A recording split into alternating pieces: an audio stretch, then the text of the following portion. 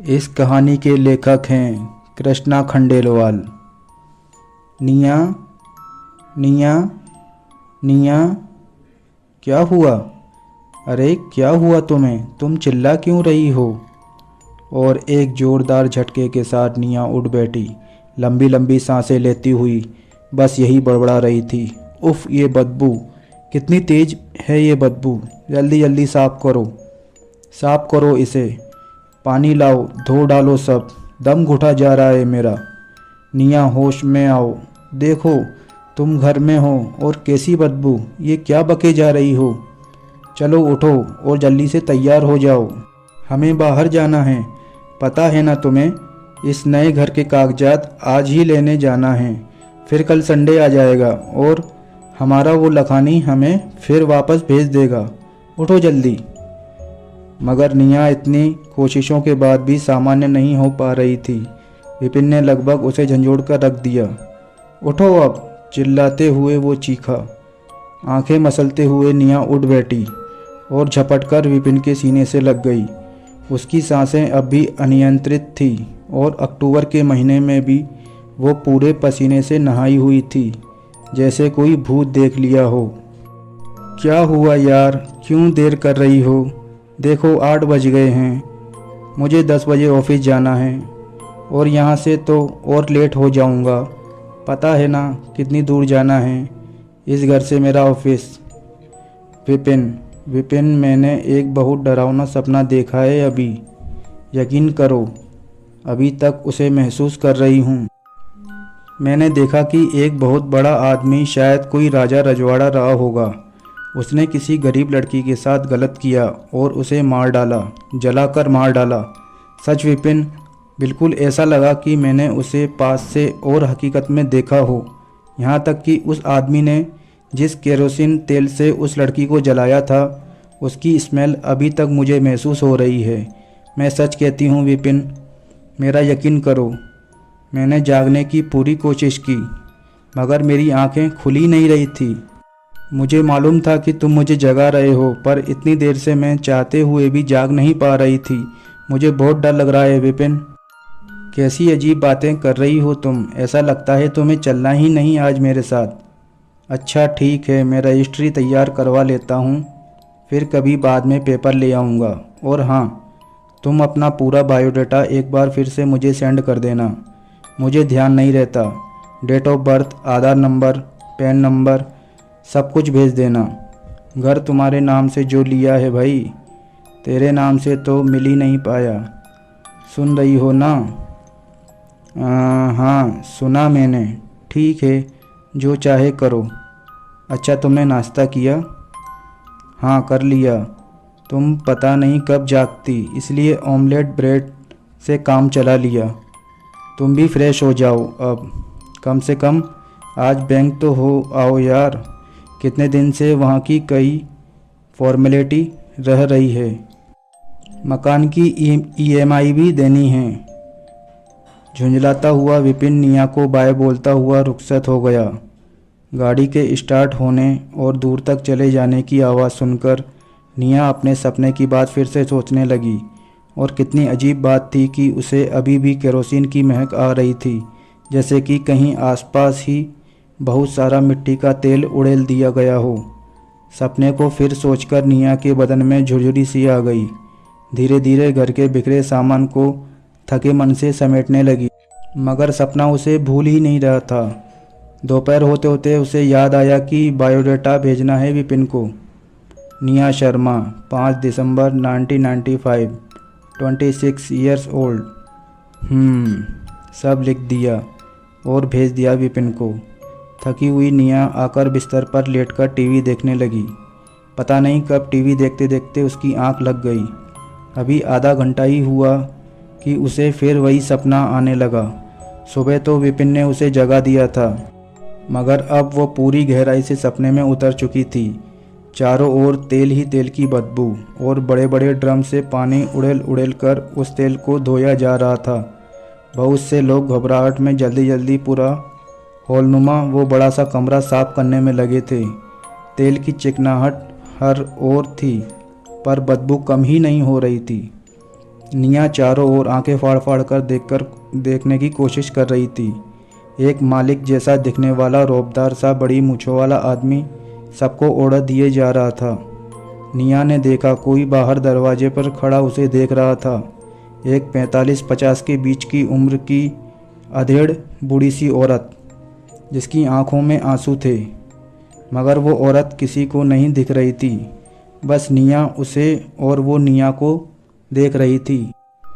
ना जाने वो कौन औरत थी जो निया को देखकर ही रो रही थी, और निया के भी आंखों से आंसू की बूंदें लुढ़क आई थी और तकिए को भिगो रही थी, जिसका आभास निया सोते हुए भी कर रही थी।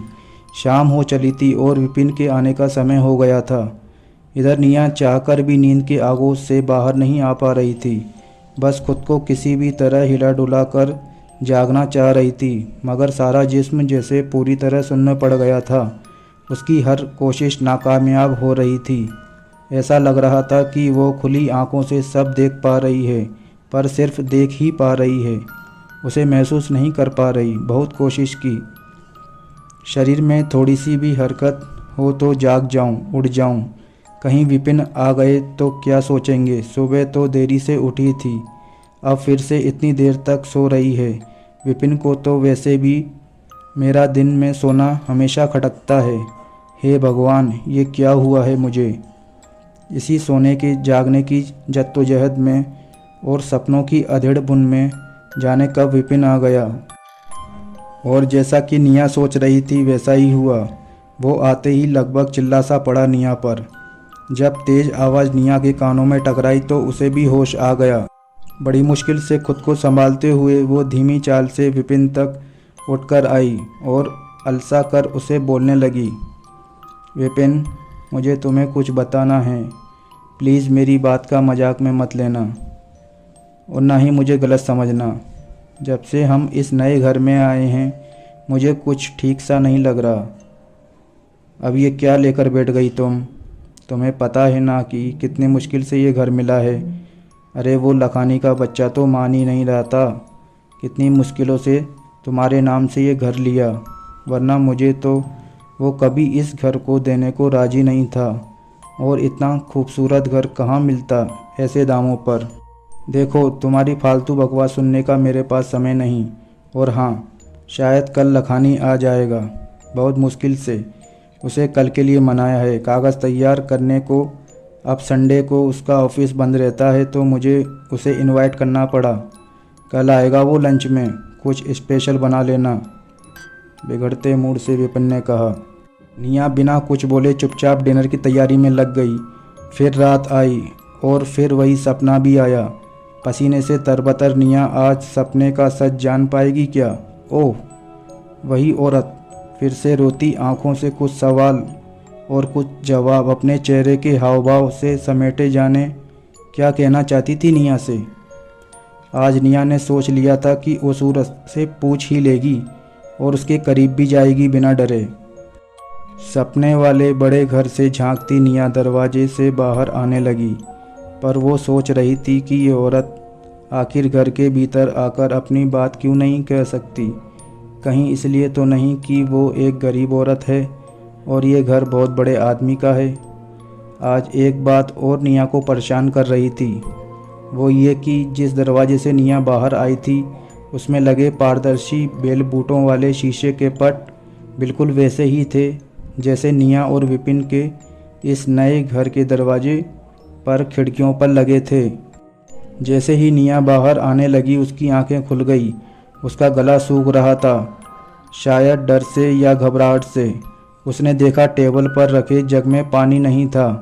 उसने जग उठाया और किचन की ओर गई। किचन का दरवाज़ा पहले से ही खुला था, पर उसने तो दरवाज़ा बंद किया था। उसका डर बढ़ रहा था।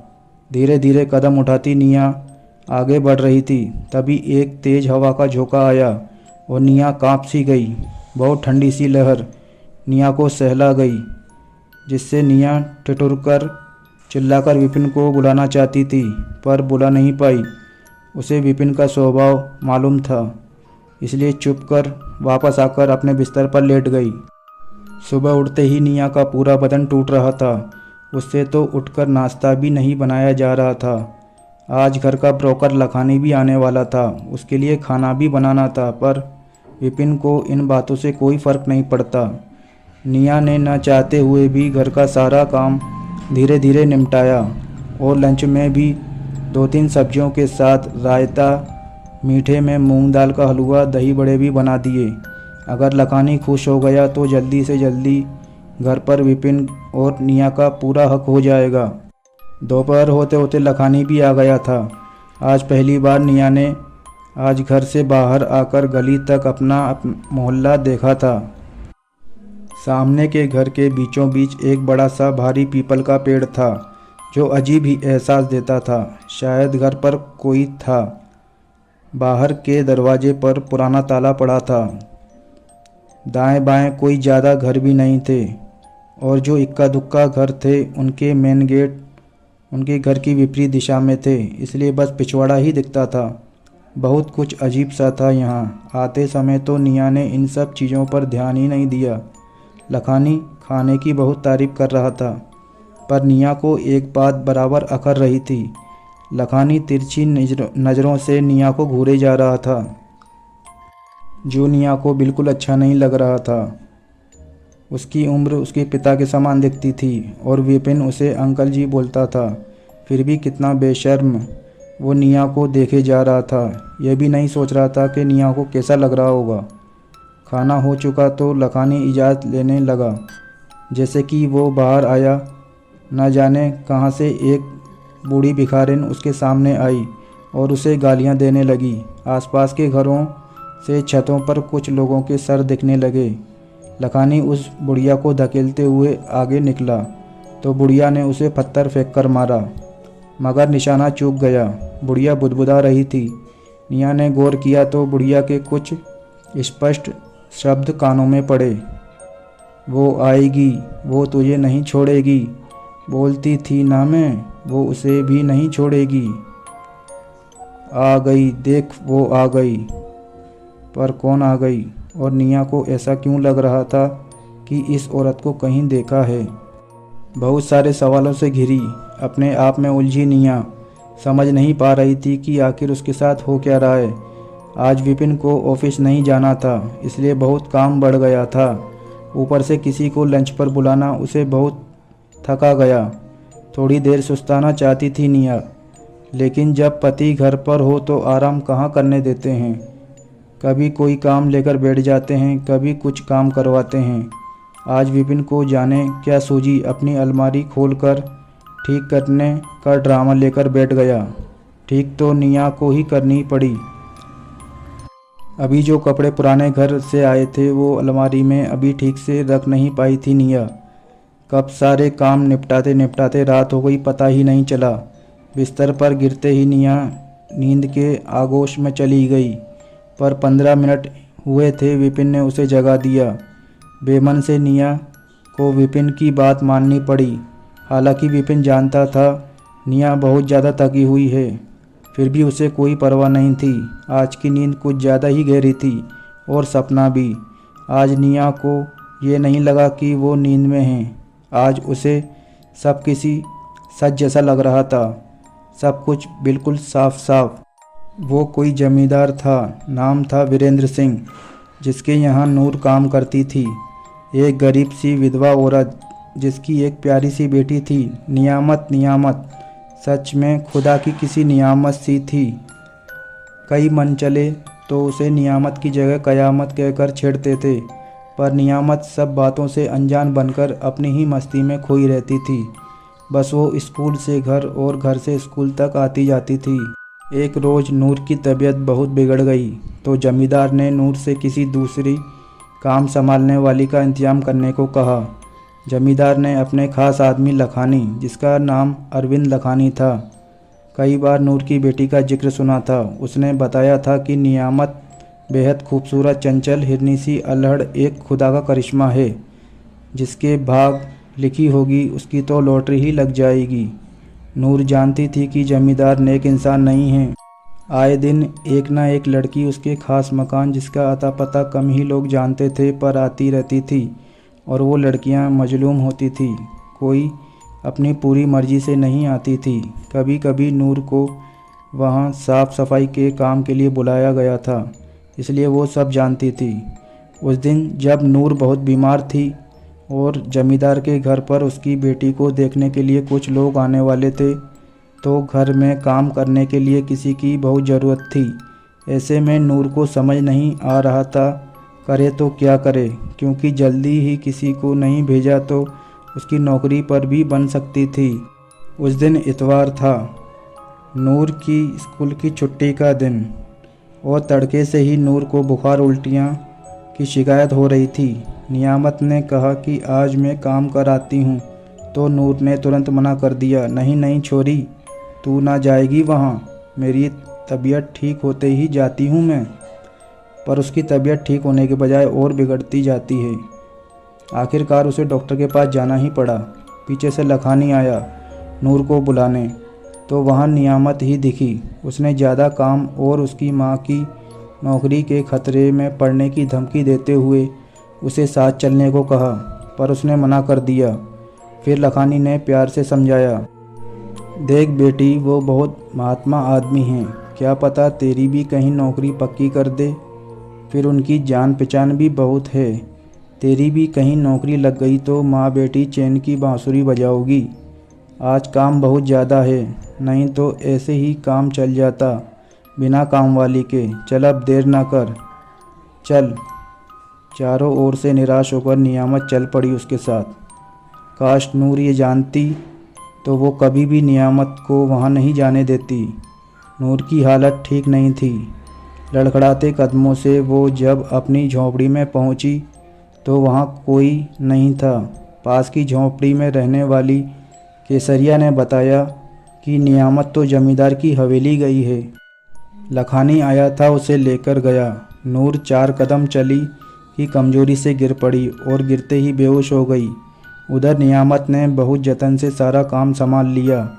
उसे तो यहाँ कोई डरने वाली बात नहीं दिखी। सभी लोग अच्छे थे और जमींदार का बेटा विपुल तो जैसे ही उसे देखे जा रहा था। नियामत को उसका ऐसे देखना अच्छा भी लग रहा था और बुरा भी, पर उसे तो अपने काम को देखना था, ना कि उस लड़के को।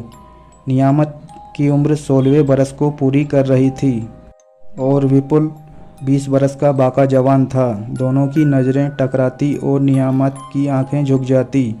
पूरा दिन गुजर गया। शाम हुई, पर काम समेटते समेटते वक्त का पता ही न चला। अंधेरा घिर गया। शाम के खाने की तैयारी होने लगी। नियामत को अंधेरा होते देख डर सा लगने लगा, पर करे क्या। अब उसकी घबराहट उसके चेहरे पर भी देखने को मिल रही थी।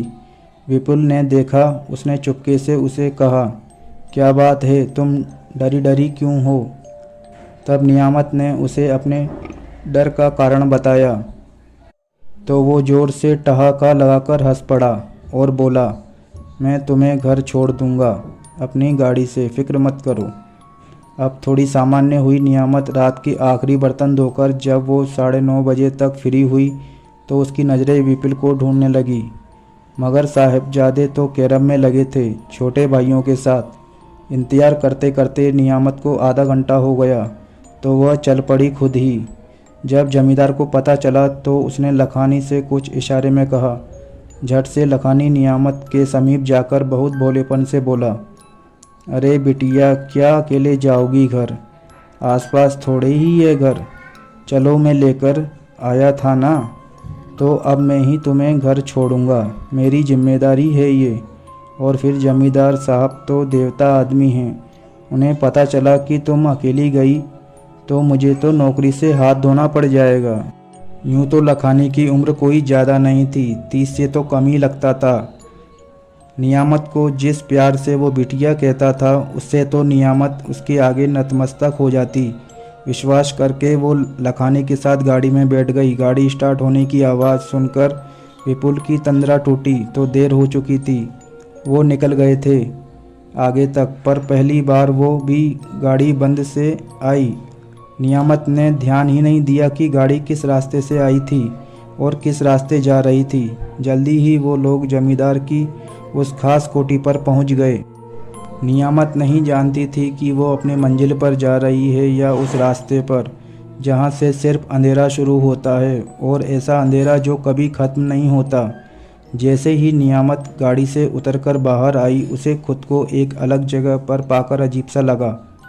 उसने प्रश्नवाचक दृष्टि से लखानी की ओर देखा और बोली, चचा, ये कौन सी जगह है? हमारा घर तो नहीं। ये किसका मकान है इतना बड़ा, और दरवाजे खिड़की सब कांच के बने हैं? भूल गए क्या चचा, हमारा घर तुम? लखानी एक कुटिल मुस्कुराहट से बोला, नहीं तो नहीं भूले रानी जी, यही तुम्हारा ठिकाना है। अब चलो भीतर, चलो, जन्नत का नज़ारा दिखेगा भीतर तुम्हें। लखानी द्वारा ऐसे शब्दों की उम्मीद कभी नहीं थी नियामत को। उसके गलत इरादे भांप गई थी शायद, इसलिए घबराहट में उसने दौड़ लगा दी। लेकिन जैसे ही दौड़ती हुई आगे बढ़ी, किसी से टकरा गई। सामने जमींदार था। उसने उसे एक धक्का दिया और वो लड़खड़ाकर गिर पड़ी। गिरने से उसके पांव और घुटने में चोट आई और वो सिसकारी भरते हुए फिर से लंगड़ाकर भागने की कोशिश करने लगी, पर असफल रही। पकड़ी गई। जमींदार उसे खींचते हुए अपने बड़े मकान में ले गया और जितना दुष्कर्म कर सकता था किया। बेहोशी में नियामत अपनी अम्मी को याद किए जा रही थी और बुदबुदा रही थी, अम्मी, इनको छोड़ना मत, इन्हें ख़त्म करना, इनको सज़ा दिलवाना। अम्मी, कहाँ हो आप? देखिए अम्मी, आपकी नियामत किस हालत में है। आप सही कहती थी अम्मी, मुझे नहीं आना चाहिए था यहाँ। हमें माफ़ करना अम्मी, हमें माफ़ करना। कहते कहते वो पूरी बेहोश हो गई। आसमान पर बिजली चमकी और ज़ोर से बादल गरजे। तेज़ बारिश की आवाज़ें चारों ओर फैल गई। लखानी बाहर इंतज़ार कर रहा था इस सारे दुष्कर्म के पूरा हो जाने पर इससे निमटने का। जमींदार ने बाहर आकर उसे पुकारा, ओरे, क्या नाम है तेरा? लखानी, चल आजा, चल ले आ गाड़ी, जल्दी गाड़ी में डाल और छोड़ दे इसको घर। अरे बहुत फड़फड़ा रही थी साली, पर हम भी कम थोड़ी हैं। देख जाके बेहोश पड़ी है अब तक। लखानी ने घबरा कर कहा, मालिक, मार तो नहीं दिया ना उसे? फिर जोर से ठहाका लगाया। अंदर जाकर लखानी ने नियामत को हिलाया तो उसमें जैसे जान ही नहीं थी। बार बार हिलाने पर भी वो नहीं जागी, पर सांसें चल रही थी। उसने उसके मुंह पर पानी डाला, फिर भी होश में नहीं आई। डर के लखानी बाहर की ओर भागा और जल्दी से बोला, मालिक, वो होश में नहीं आ रही, क्या करें अब? जमींदार ने सोचा कि ऐसी हालत में उसे छोड़ना ठीक नहीं, इसलिए उसे यूं ही छोड़ दिया उसी हालत में। उसे छोड़कर वो दोनों वहाँ से चलते बने। उधर नियामत की माँ का रो रो कर बुरा हाल था। उस गरीब की सुनने वाला था भी कौन? उसके मामले में बोलने वाले का क्या अंजाम हो सकता था, ये सब जानते थे। रात नूर ने करवटों में गुजारी। ऊपर से उसकी कमजोरी उसे कुछ भी करने की अनुमति नहीं दे रही थी। लेकिन उससे पहले उसने बहुत कोशिश की थी कि जमींदार की कोठी तक जाकर बेटी को ले आए, लेकिन थोड़ी थोड़ी देर बाद ही उसका शरीर जवाब देने लगता था। उसे बेहोशी के दौरे पड़ रहे थे। सुबह सूरज निकलने से पहले ही वो अपना घर छोड़ चुकी थी और लगभग भागती हुई रिक्शा वाले तक पहुंची, मगर सुबह सवेरे तड़के कोई रिक्शा वाला चलने को तैयार नहीं था। वो पैदल ही चलने लगी और जमींदार के घर न जाकर सीधा उसकी गुमनाम हवेली पहुंची। वहाँ का नज़ारा देखा तो उसकी रूह कांप गई। वहाँ पर उसकी बेटी नहीं थी, पर अजीब सी दुर्गंध से आसपास की जगह महक रही थी। शायद कुछ जलने की महक थी। उसने अंदर झांकने की कोशिश की, पर ठीक से कुछ दिखा नहीं। अब उसके कदम जमींदार की कोठी की ओर बढ़ चले। बहुत देर लगी, पर नूर कोठी पहुंच गई और दहाड़े मार मार कर रोने लगी। वो पागलों की तरह चिल्ला रही थी। जमींदार को भद्दी गालियां देती हुई सभी बाहर आ गए उसका रुदन क्रंदन सुनकर, पर किसी को कुछ समझ आता उससे पहले ही जमींदार के गुर्रे उसे उठाकर दूर तक खदेड़ आए और वो इसी दुख में मारी मारी फिरती रही। धीरे धीरे वो पागल कहलाने लगी, नूर पगली। और जैसे ही नूर पगली को चिल्लाते हुए निया ने सुना तो हड़बड़ाकर उठ गई। समय देखा तो सुबह के 8 बजे थे। विपिन नहाकर बाथरूम से बाहर आ रहा था और निया झट से उठकर बाथरूम में गई। 5 मिनट में बाहर आकर विपिन और अपने लिए नाश्ता बनाया। दोनों ने नाश्ता किया और 9 बजे तक विपिन घर से रुखसत हो गया। अगली सुबह निया को अपने रात वाले सपने पर बहुत अचरज हुआ। आखिर क्यों ये सपना मुझे ऐसे दिख रहा है, जैसे मुझे कुछ बताना चाहता हो। मेरा इससे कोई कनेक्शन है। वो लड़की नियामत कौन थी और मुझे उसका चेहरा क्यों नहीं दिखा। पूरी रात भर सपनों पर वही छाई रही, फिर भी मैं उसका चेहरा ना देख पाई। इसी उपापोह में उसने दिन भर गुजार दिया। पर एक चीज़ उसे और खटक रही थी, वो था अपने वाला विपुल। उसकी शक्ल कुछ हद तक शायद विपिन से मिलती जुलती सी लगी, पर ऐसा क्यों? आखिर क्या मतलब इन सब बातों का? आज शाम को जब निया सब्जी लाने के इरादे से घर से बाहर कुछ आगे तक गई तो उल्टे कदमों वापस लौट आई। रास्ते पर निकलते ही उसे वही बूढ़ी औरत दिख गई जो कल लखानी को गालियां दे रही थी। इसलिए निया जरा डर सी गई। उसने तो गौर से उसे देखा तक नहीं और तेज कदमों से घर आकर दरवाज़ा भिड़ा लिया। लेकिन एक झरोखे से निया उस बूढ़ी अम्मा को छुपकर देखने की कोशिश कर रही थी। उस बुढ़िया की नज़र भी निया के ही घर पर लगी थी। ये देख निया के बदन में ठंडी लहर सी दौड़ गई। उसे उस वृद्धा से सपने वाली नूर नज़र आ रही थी, लेकिन अपने मन का वहम समझ वो दूसरे कामों में लग गई। आज लखानी से विपिन खुद मिलने गया था। उसे लखानी घर पर ही मिला। ऑफिस बंद होने के बाद ही विपिन को जाने का समय मिला। लखानी ने विपिन को आदर से बिठाया और चाय का ऑर्डर पत्नी को दिया। विपिन ने अपनी बात शुरू की। दीवार पर टंगी तस्वीर पर नज़र गई, जहाँ पर एक बड़े से फ्रेम में कोई राजसी ठाट बाट से एक सुनहरी कुर्सी जो किसी सिंहासन जैसी दिखती थी पर बहुत रौब से बैठा था, और उसी के साथ लखानी की ही सूरत से मिलती जुलती सूरत वाला एक हट्टा कट्टा बॉडीगार्ड जैसा दिखने वाला व्यक्ति भी खड़ा था। लखानी से विपिन कुछ पूछता उससे पहले ही वह बोल पड़ा, पिताजी हैं जी हमारे वो, और जो कुर्सी पर विराजमान हैं वो हैं जमींदार साहब। पिताजी उनके खास आदमियों में से थे, हमेशा साथ ही रहते थे। विपिन को जमींदार साहब को देखकर जाने ऐसा क्यों लगा कि कहीं तो इन्हें देखा है मैंने, पर कहाँ ये याद नहीं आ रहा। दिमाग पर ज़्यादा जोर देने वाले में विपिन नहीं था, सो उस बात को वहीं छोड़ दिया और कागज़ों की मांग करते हुए अपनी बात शुरू की। वहाँ से रुखसत होते हुए विपिन के मन में फिर वही सूरत दिखने लगी। जमींदार साहब की न चाहते हुए भी वो उनका रौबदार चेहरा मोहरा भुला नहीं पा रहा था। और एक बात और थी, विपिन की आंखों में उस जमींदार की आंखों जैसी ही लगती थी। घर आकर आज बहुत दिनों बाद उसने निया से मीठे स्वर में बात की और उसे लखानी के घर वाली तस्वीर के बारे में भी बताया। जब वो जमींदार के बारे में निया को बता रहा था, निया के चेहरे पर कई रंग चढ़ उतर रहे थे। उसे लगा कि एक जोरदार चीख सबको डरा के रख दे। उसने गले में ही आवाज़ को दबाने की कोशिश की, पर थोड़ी सी घिघियाने जैसी आवाज़ निया के मुंह से निकल पड़ी, जिसे सुन विपिन एक पल को सोच सच में डर गया। उसने निया को पानी लाकर दिया और कुछ देर बाद जब वो सामान्य हुई तो उससे पूछा भी कि तुम्हें हुआ क्या था, तुम्हारी तबीयत शायद ठीक नहीं, कल चलें डॉक्टर के पास। आजकल वैसे भी तुम बहुत खोई खोई सी गुमसुम रहती हो। निया ने अपने सपने वाली बात विपिन को सुनाई, साथ ही उसे उस बूढ़ी औरत के बारे में भी सब कहा। पहले तो कुछ देर विपिन सोच में पड़ गया, फिर उसने निया से पूछा, तुम जमींदार के बारे में सुनकर कुछ अजीब सा भाव दिखा रही थी। कहीं जो तस्वीर देखकर मैं विस्मित हूँ, उस तस्वीर से तुम्हारे सपनों का तो कोई वास्ता नहीं?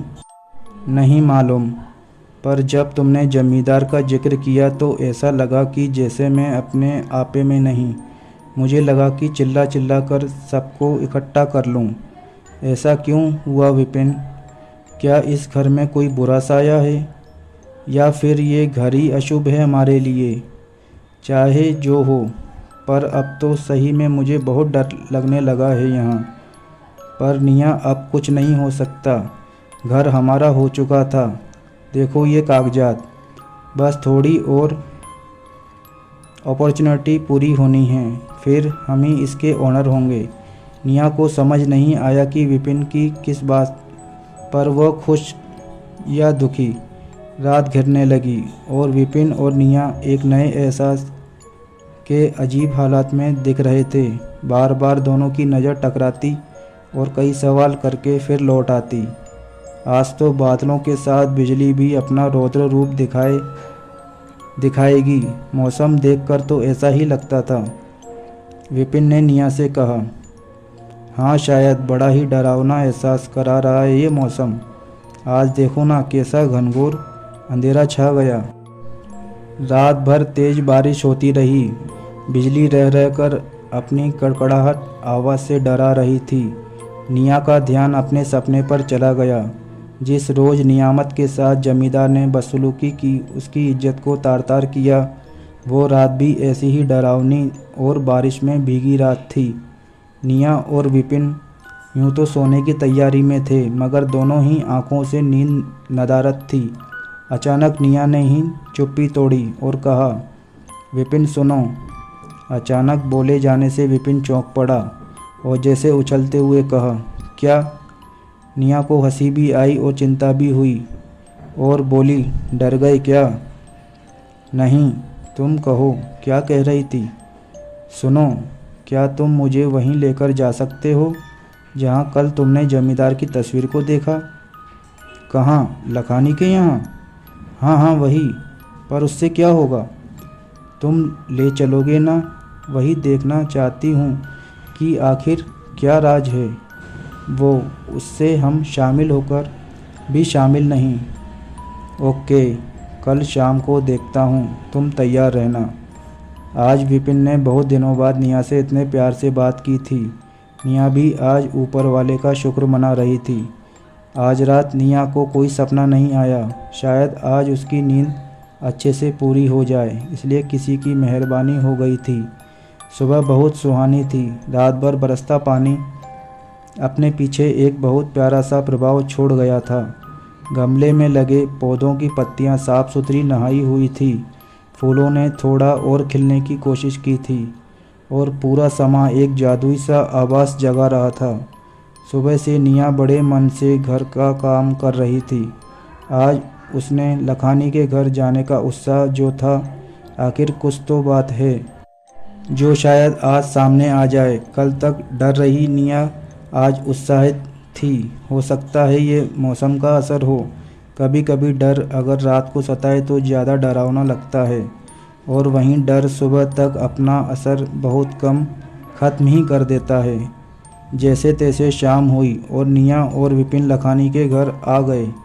लखानी तो निया को देखकर अलग ही खुशी में भर गया, जैसे उसका कोई पुराना चाहने वाला हो। निया की नज़र तस्वीर पर गई तो उसका समूचा बदन कांप गया। एक ठंडी सरसराहट पूरे जिस्म से होती हुई, एक ठंडे पसीने से निया को भिगोती हुई उसको हैरान और जड़ कर गई। तस्वीर के सभी पात्र उसके सपने वाले पात्र ही थे। एक पल को लगा कि वो हकीकत में नहीं, किसी सपने में ही विचरण कर रही है। विपिन की आवाज़ से सब उसकी तंद्रा टूटी तो विपिन की ओर परेशान नज़रों से देखने लगी। लखानी चाय नाश्ते की बोलने गया था। उसने जब आकर देखा तो विपिन और निया को अभी भी खड़े हैं देखा और कहा, अरे आप लोग खड़े क्यों हैं, बैठिए। निया ने पूछ ही लिया, लखानी जी, ये जो तस्वीर में हैं आप इनके बारे में कुछ बताना चाहेंगे? अगर आप सही समझे तो। क्यों नहीं, ये जो बीच वाले हैं वो हमारे मालिक हैं, जमींदार साहब, जिनके खास आदमी मतलब असिस्टेंट कम फ्रेंड। उन्हीं की दाईं ओर जो खड़े हैं वो मेरे पिता अरविंद लखानी हैं, और मैंने कल ही विपिन जी को बताया है। क्यों विपिन जी?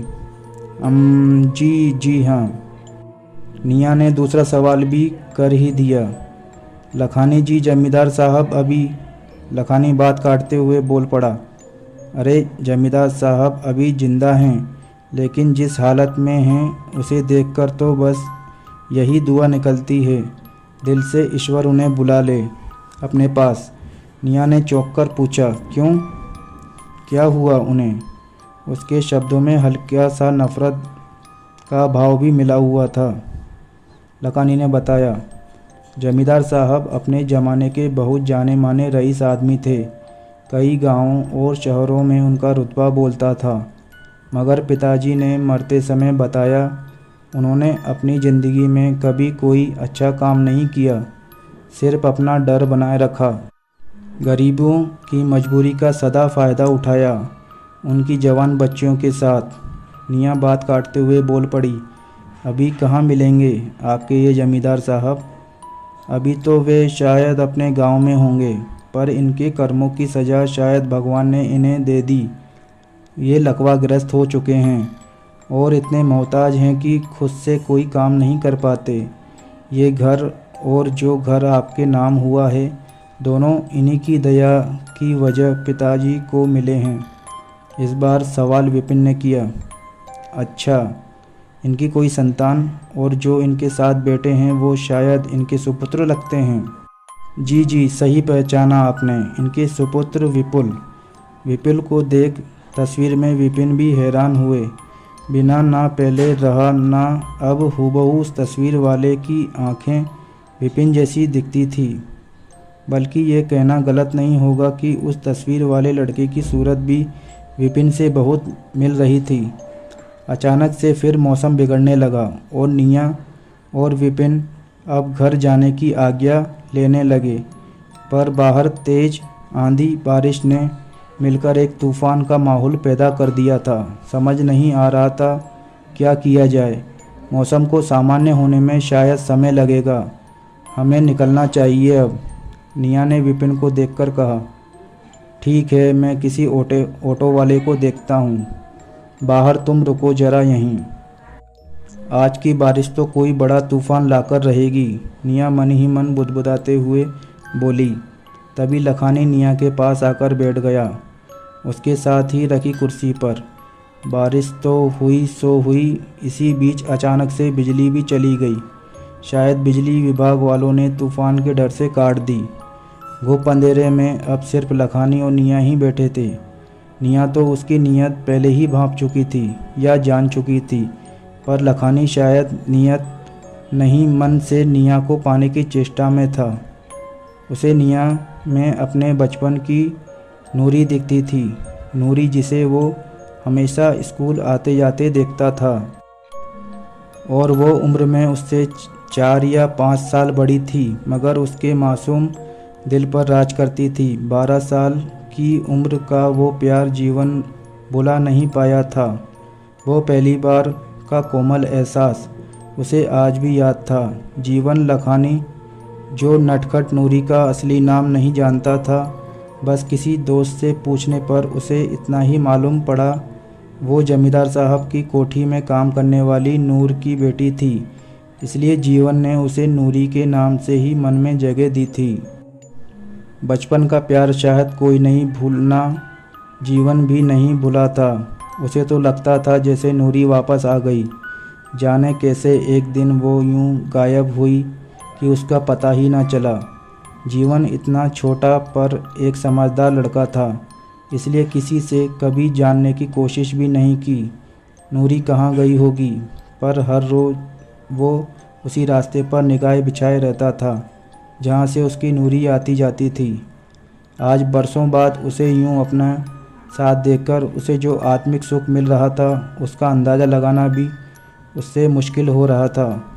बेख्याली में उसकी जुबान से वो शब्द निकल गया जिसकी उसे उम्मीद भी नहीं थी। उसने धीमे से कहा, नूरी। निया ने जैसे ही सुना कि लखानी ने उसे या किसी को शायद नूरी कहा, तो वो उछल पड़ी। उसे लगा ये अंधेरा नहीं, उसका कोई सपना है। शायद उसने आँखों को कई बार झपकाया, हाथ भी हिलाया और यहाँ वहाँ गर्दन घुमाई, पर वो सपना नहीं, सच में लखानी ने उसे ही नूरी कहा था। पर नूरी नहीं, उसने तो नूर को देखा था, अपने सपने में। फिर ये नूरी कौन थी? आखिर पूछ ही लिया निया ने। लखानी जी, आपने कुछ कहा? शायद नूरी। लखानी भी जैसे सोते से जागा हो।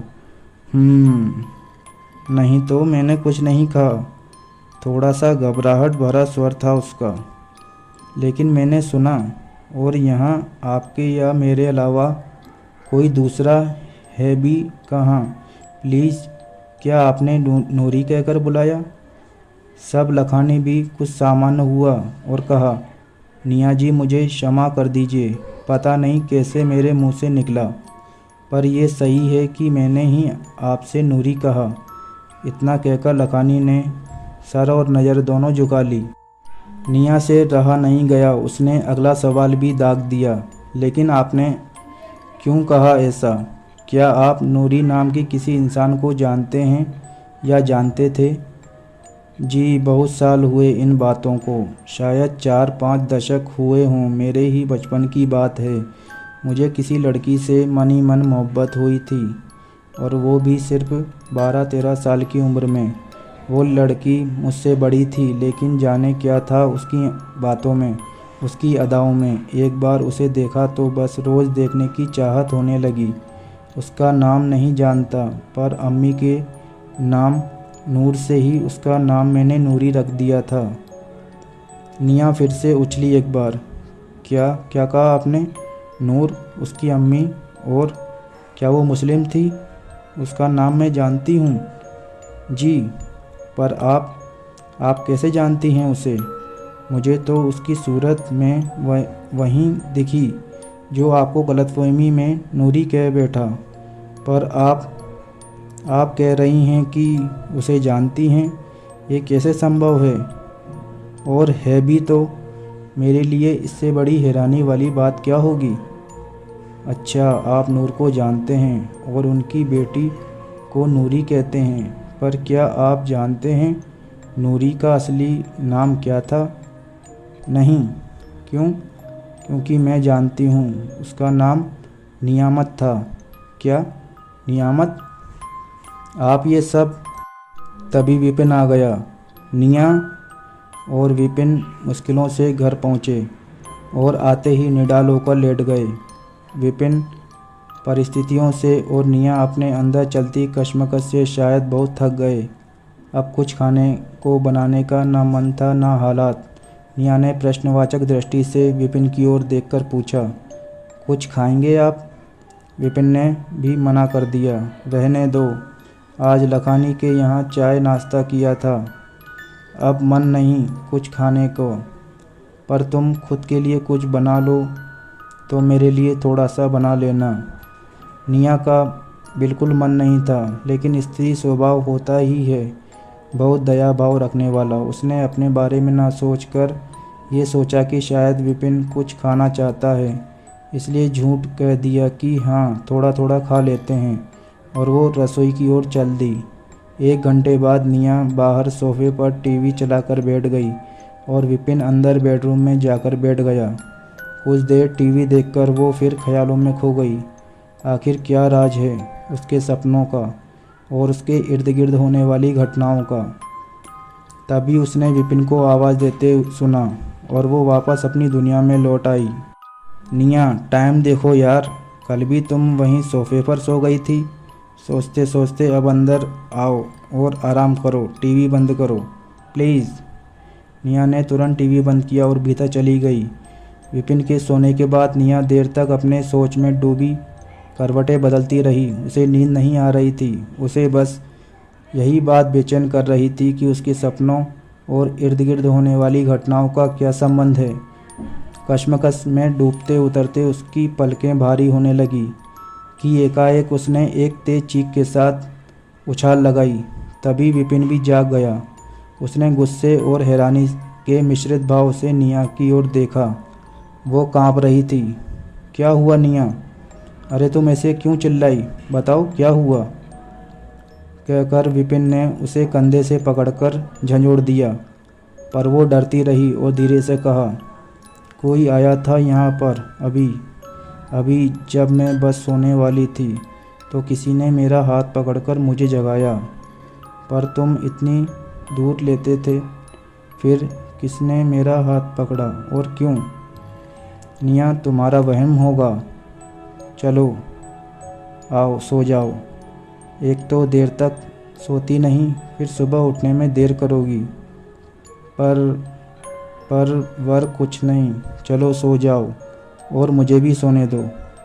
मगर निया की आंखों में नींद कहाँ थी। आधी से ज़्यादा रात गुजर गई लेकिन निया नहीं सोई। ठीक 2:30 बजे उसे अचानक गहरी नींद आई और इतनी गहरी कि उसे फिर से सपनों की उसी दुनिया में ले गई।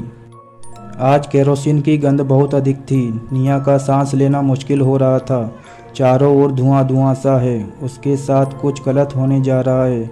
शायद उसके साथ गलत हो चुका और अब उसे एक अंजाम दिया जा रहा है। उसका पूरा बदन तेल की चिकनाहट से तरबतर था। वो किन्हीं 4 मजबूत हाथों की गिरफ्त में थी जो उसे जला डालने को आतुर थे, लेकिन उसने उन हाथों को पछाड़कर भागने में कामयाबी हासिल कर ली। मगर कब तक वो दोनों उसे भागते रहे रात भर। कई दिनों से उसका शारीरिक शोषण होता रहा था। शायद इसलिए उसकी देह में अब ताकत नहीं रही। ये क्या कर रहे हैं ये लोग? छोड़ो छोड़ो मुझे। और वो रो रही थी, चिल्ला रही थी। उसे कोई सुनता क्यों नहीं? 2 बलिष्ठ हाथ उसे पकड़े हैं और दोनों हाथों ने उसे आग के हवाले कर दिया। वो फिर भागने लगी, तड़पने लगी। कितनी देर तक ये मौत का खेल चलता रहा, पर वो अजली ही वहीं ढेर हो गई। अभी सांसें बाकी थी उसमें, मगर कोई हरकत नहीं थी। शायद उन्हें लगा कि अब काम पूरा हो गया है और उन्हें छुटकारा मिल गया घायल लड़की से। दोनों ने देखा कि वो पूरी जल नहीं पाई थी तो चिंतित हुए और जला डालने पर तेल खत्म हो गया था। अब दोनों की कुटिल बुद्धि काम कर गई और एक दीवार में बड़ा सा गड्ढा खोदकर तहखाना सा बनाया गया। उसी में उसे जिंदा दफन कर दिया। बरसाती रात और बिजली बादल की आवाज़ से उसकी खामोश सिसकियाँ बस वही सुनती रही थी। जिंदा दफनाए जाने के बाद कब उसके प्राण निकले, मगर उन दोनों अपराधियों ने पूरा घर बहुत सफाई से धोया, हर कोना कोना धोया और दीवार पर जहाँ उसे दफनाया था एक बड़ी सी पेंटिंग लगा दी। निया का दम घुटे जा रहा था और गले से अजीब आवाज़ निकल रही थी। वो झटपटा रही थी, अपने हाथ पटक रही थी। इस सारे उपक्रम में उसे सपनों के चक्रव्यूह में फंसे फंसे 4 बज गए। विपिन ने फिर से असहजता अनुभव की तो एक बार फिर वो जाग गया। इस बार उसने निया को गौर से देखा। वो एक हाथ से गला पकड़े थी और दूसरे हाथ को उठा पटक कर रही थी।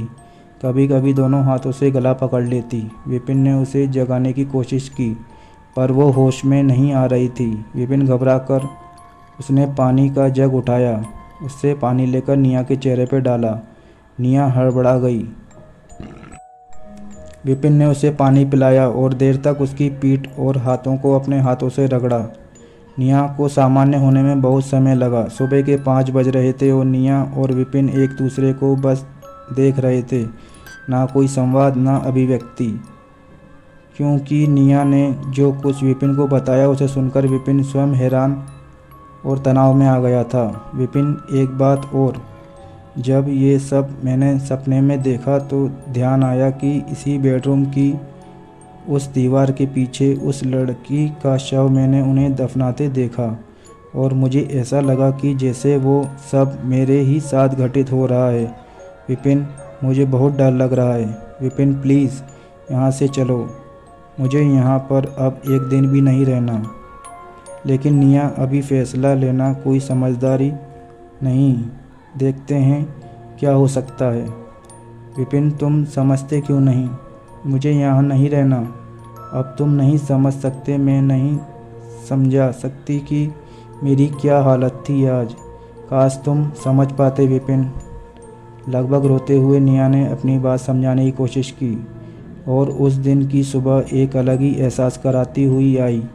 सुबह सुबह ही लकानी आ खड़ा हुआ दरवाजे पर और वो भी घबराया घबराया सा। विपिन जी, आवाज़ देते हुए वो घर के अंदर आ गया। अरे सर, आप आइए आइए। आज सुबह सुबह कैसे आना हुआ? विपिन जी, आपसे एक ज़रूरी काम है, शायद आप समझ पाएँ, मेरी मदद कीजिए। पर बताइए तो सही। आइए, आप पहले बैठिए और इत्मीनान से सब कहिए। आइए आइए। जैसे ही लखानी निया की ओर देखकर कुछ कहने ही वाला था कि विपिन ने बोला, निया जाओ, इनके लिए पानी लेकर आओ। निया ने झट से आज्ञा का पालन किया। कुछ देर में लखानी सामान्य होने पर बोला, विपिन जी, निया जी, आप लोगों से क्षमा चाहता हूँ। आज सुबह सवेरे आप दोनों को डिस्टर्ब करने चला आया। लखानी ने दोनों हाथ जोड़कर कहा। विपिन ने उसे समझाया कि कोई बात नहीं, आप कुछ परेशान दिखते हैं और कोई ख़ास वजह ही होगी जो आप सवेरे सवेरे यहाँ तक आए। जी विपिन जी, बताता हूँ। कल आप लोग मेरे घर आए, आपसे बात भी हुई और जिस तस्वीर का जिक्र हम सभी मिलकर कर रहे थे, उस तस्वीर में एक अजीब बात हुई जिसका यकीन आप लोग शायद ना भी करें, पर मेरे लिए ये आश्चर्य वाली घटना है। जिस तस्वीर में कभी भी कोई बदलाव नहीं आया था, कल आप लोगों के वहाँ से जाने के बाद उस तस्वीर का एक भाग, एक कोना स्वतः ही जल गया। मेरे लिए ये सब उतने ही आश्चर्य की बात है जितना आप दोनों के लिए उस तस्वीर में सच को देखना। कृपया करके मुझे आप कुछ बताइए जिससे मेरे भीतर चल रहे अंतर्द्वंद का कोई निवारण हो सके। आखिर कैसा इशारा था ये? सुनकर निया को बहुत बड़ा ताज्जुब हुआ और उसने विपिन की तरफ परेशान आंखों से देखते हुए कहा, कुछ तो गलत हो रहा है या हो चुका है, जिसकी वजह से ये सारी चीज़ें हमारे साथ ही क्यों हो रही हैं, ये पता चलाना ही होगा। निया ने लखानी से विनती करते हुए कहा, प्लीज़ लखानी सर, आप हमें ज़रा वो सब कुछ बिल्कुल साफ साफ बताइए जो आपने अभी तक हमें नहीं बताया। जब तक आप पूरी कहानी नहीं सुनाएंगे तब तक कुछ भी अंदाज़ा लगाना ठीक नहीं होगा। आप शुरू से बताइए प्लीज़। लखानी ने गले को थूक निकलते हुए चिंताजनक स्थिति में आकर शुरू किया। निया जी, आप ये तो जान ही गई होंगी कि कोई नूर नाम की औरत जमींदार साहब के घर पर घरेलू कामों के लिए आती थी, जिसकी एक बेटी थी और उसका नाम शायद आप जानती भी होंगी। इतना सुनकर विपिन की बारी थी अब चौंकने की। निया ने उसे अपने नज़रों से ही इशारा किया कि सब बताऊंगी। लखानी ने अपनी अधूरी बात शुरू की। हाँ, तो नूर नाम की जो औरत निया जी को सपने में दिखती है, वो कोई और नहीं, वही भिखारिन बुढ़िया है जो मुझे देखकर गालियाँ सुनाने लगती है। अभी पिछली बार ही जब मैं यहाँ आया था, उसने आप लोगों के सामने ही मुझे गालियाँ देना शुरू कर दिया था। बहुत शर्मिंदगी महसूस होती है मुझे, लेकिन मैं खुद इन सवालों के जवाब ढूंढते ढूंढते थक चुका हूँ। हो सकता है आप लोगों के पास मुझे कोई जवाब मिल जाए। कोई तो कड़ी ऐसी है जो इस कहानी से मुझे और आपसे जोड़ती हुई जाती है। अब निया की बारी थी बाकी बचे रहस्य से पर्दा उठाने की। विपिन और लखानी की निगाहें उसी के चेहरे पर टिकी हुई थी। विपिन, मैंने तुम्हें बताया था ना कि मुझे हमेशा एक अजीब सा सपना आता था, और वो इस घर के आने के बाद।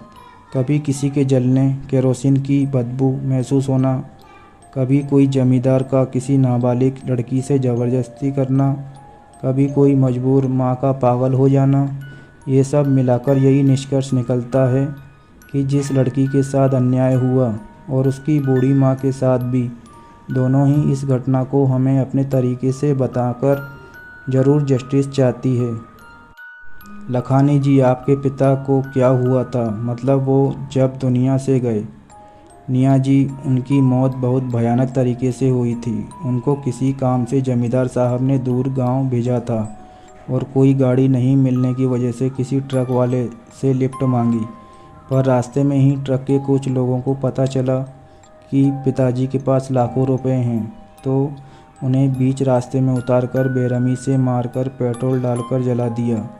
उन लोगों ने उनकी लाश भी कई महीनों बाद पता लगा पाए पुलिस वाले। कुछ देर लंबी सांस लेकर लखानी ने कहना शुरू किया, शायद उनके पापों की ही सज़ा उन्हें मिलनी थी।